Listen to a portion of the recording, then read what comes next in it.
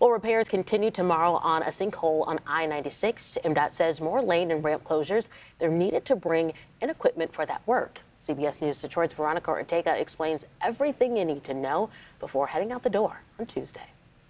In November, an MDOT engineer discovered a dip in the road. Further investigation revealed that extensive repairs were needed.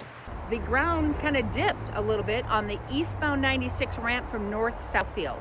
In that right lane, the ground was not level, so we closed the right lane and the right shoulder on that ramp, East 96 from northbound M39, which has been closed since November. When crews started digging up the concrete, they found more than they bargained for. It's sinking.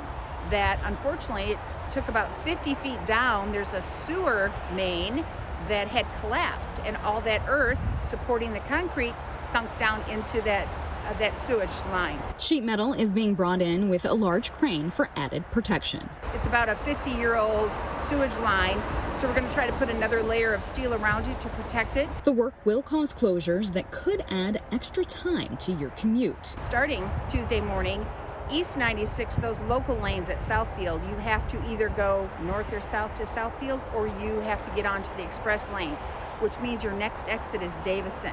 Repairs are expected to be completed sometime in March. There's a lot of work that can be done in the cold. It's hard on the humans, but equipment can still work. But there are some things, and we won't know until they maybe encounter them, that could end up delaying it. And that's why we're just saying sometime in March.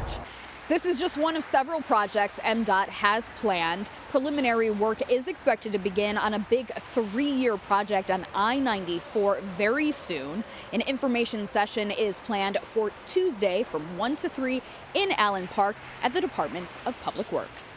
For CBS News Detroit, I'm Veronica Ortega.